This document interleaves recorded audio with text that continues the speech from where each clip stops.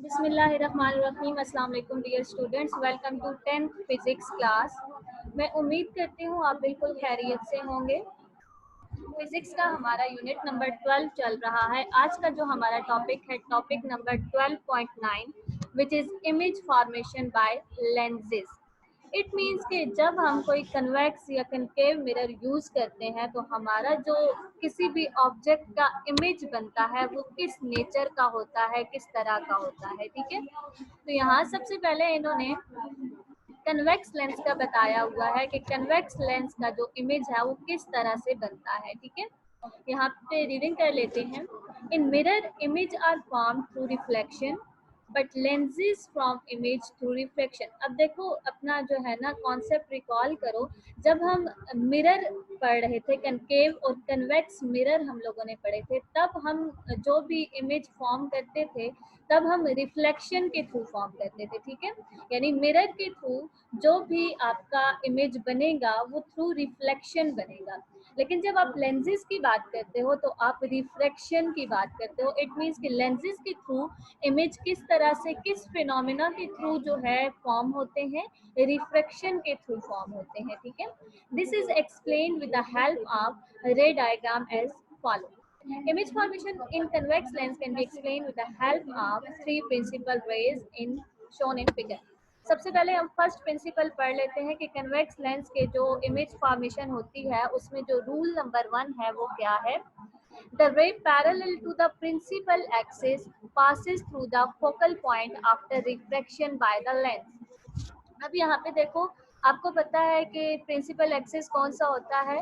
Principal axis वो होता है जो दो स्फीयर अब कौन से हैं जिनसे हम लोगों ने लेंस को फॉर्म किया है। ठीक है, उन दोनों के सेंटर्स को ज्वाइन करने वाली जो लाइन होती है वो बेसिकली आपके पास क्या होती है, प्रिंसिपल एक्सिस होती है।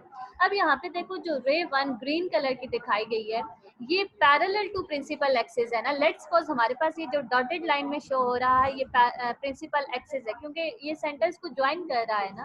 ठीक है, तो ऊपर ग्रीन रे देखो ये बिल्कुल इसके पैरेलल जा रही है। तो यहाँ पे ये बताता है कि अगर आपकी जो रे है, ठीक है, वो प्रिंसिपल एक्सिस के पैरेलल है तो वो जब लेंस से रिफ्रैक्ट होगी तो रिफ्रैक्ट होने के बाद वो कहाँ से पास करेगी, फोकल पॉइंट से पास करेगी। ठीक है, फोकल पॉइंट अब आपको पता है क्या होता है कि आफ्टर रिफ्रैक्शन जितनी भी लाइट रेज होती हैं वो जिस पॉइंट के ऊपर कन्वर्ज होती हैं उस पॉइंट को हम फोकल पॉइंट कहते हैं। ठीक है, तो यहाँ ये बता रहा है कि प्रिंसिपल एक्सिस के जो पैरेलल रे होगी वो आफ्टर रिफ्रैक्शन कहाँ से पास करेगी, फोकल पॉइंट से पास करेगी। अगर आप यहाँ पे देखो ये इस डायग्राम में शो किया हुआ है कि देखो parallel to X axis sorry parallel to principal axis एक लाइट रे है। ठीक है, ये जब लेंस के साथ क्लाइड की रिफ्लेक्शन के बाद देखो ये पॉइंट एफ से गुजर रही है। इट मींस प्रिंसिपल फोकस से या फोकल पॉइंट से गुजर रही है। ठीक है, नेक्स्ट हमारे पास जो रूल है the ray passing through the optical centre passes straight through the lens and remains and deviated.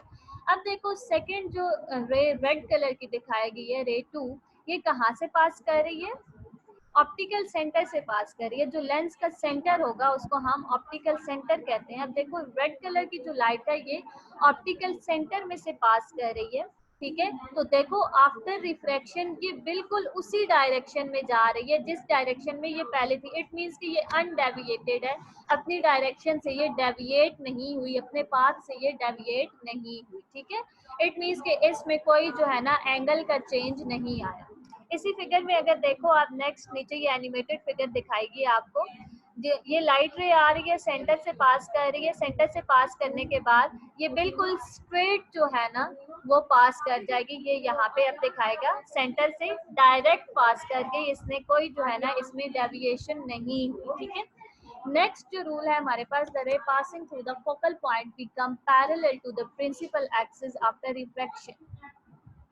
अब यहाँ पे देखो ये जो ब्लू लाइट है, ठीक है, रे 3, ये देखो ये पहले कहाँ से पास कर रही है, फोकल पॉइंट से पास कर रही है। अब आपको पता होना चाहिए कि लेंस के बोथ साइड्स पे फोकल पॉइंट होता है। इधर भी फोकल पॉइंट का हम डिस्टेंस लेते हैं, इधर भी फोकल पॉइंट का डिस्टेंस लेते हैं।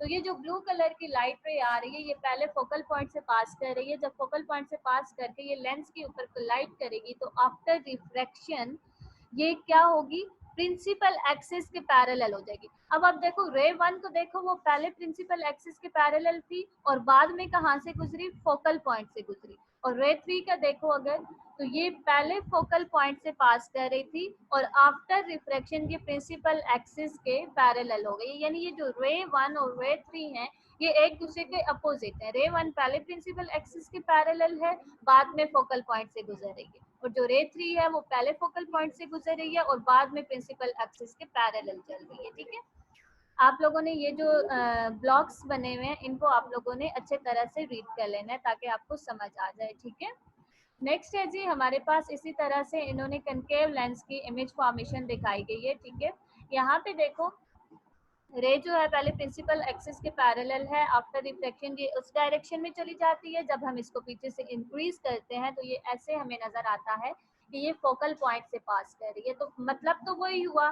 कि पहले कन्वेक्स लेंस की केस में आपका जो है फोकस जो है वो रियल होता है ना, और कनकेव लेंस के जो है केस में आपके पास विर्चुअल होता है। ठीक है, तो यहाँ पे हमें यही नजर आ रहा है कि ये विर्चुअल फोकल पॉइंट में से पास कर रही है। सेकंड रेड को देखो, जो सेंटर से पास कर रही है तो वो उसी तरह से अनडेविएटेड है, उसने अपनी डायरेक्शन को चेंज नहीं किया। ठीक है, नेक्स्ट आपके पास थर्ड रे आती है विच इज ब्लू वन।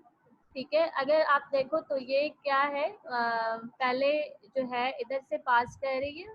ठीक है, जो है किसी भी पॉइंट से एक रे आ रही है, पास कर रही है, और जब ये आफ्टर रिफ्लेक्शन ये प्रिंसिपल एक्सिस के पैरेलल हो गई ना, जब हम इसको पीछे से इंक्रीज करेंगे तो ये देखो ये ग्रीन लाइट के पैरेलल हो गई है। इट मीन्स के प्रिंसिपल एक्सिस के पैरेलल ये लाइट चली गई है। ठीक है, तो ये आप लोगों ने जो है ना कनकेव और कन्वेक्स मिरर के जो इमेज फॉर्मेशन के जो रूल्स हैं वो आप लोगों ने याद करने हैं। ठीक है, नेक्स्ट है हमारे पास image formation in convex lens. अब ये यहाँ पे डिफरेंट पोजीशन पे ऑब्जेक्ट्स को सेट करके उसके इमेजेस को देखेगा कि अगर फॉर एग्जांपल हम लेंस से इतने डिस्टेंस पे ऑब्जेक्ट को रखते हैं तो हमारे पास इमेज कैसा बनेगा, अगर डिस्टेंस इंक्रीज करते हैं तो हमारे पास इमेज कैसा बनेगा। फर्स्ट ये जो हमारे पास केस दे रहा है, इसने कहा ऑब्जेक्ट बियॉन्ड 2f। अब यहाँ पे देखो ये f का डिस्टेंस है। ठीक है, इसी को डबल करो तो ये 2f बन जाएगा, और 2f से आगे आप लोगों ने ऑब्जेक्ट रखा हुआ है। जब यहाँ इस पोजीशन के ऊपर ऑब्जेक्ट आप रखोगे तो आपके पास ये यहाँ पे इमेज बनेगा,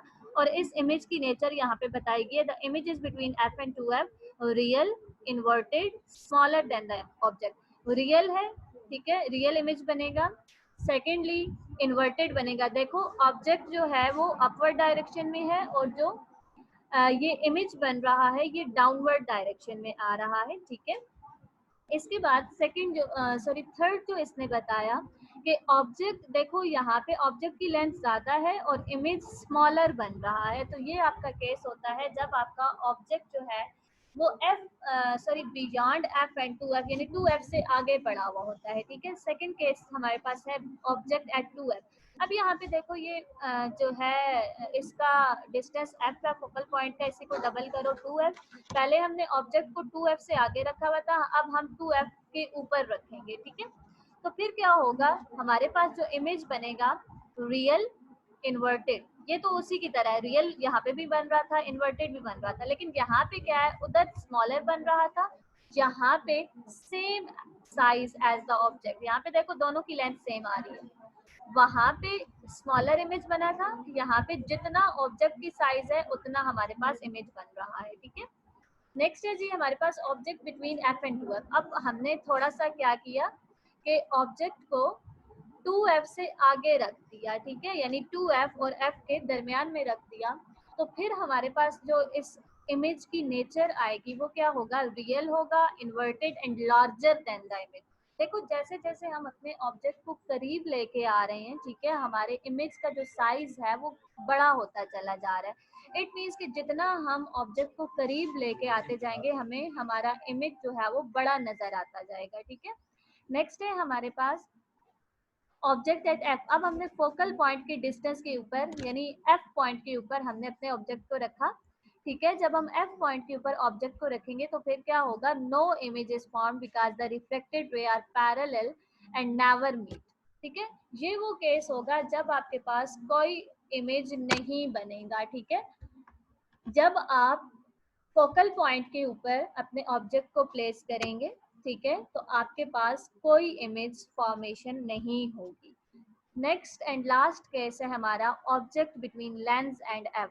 अब पहले हमने क्या किया था, फोकल पॉइंट के ऊपर अपना ऑब्जेक्ट प्लेस किया था, अब हम फोकल पॉइंट से भी ऊपर ले जाएंगे, आगे ले जाएंगे। ठीक है, इट मीन्स कि लेंस और फोकल पॉइंट के दरमियान में हम अपने इमेज को प्लेस करेंगे।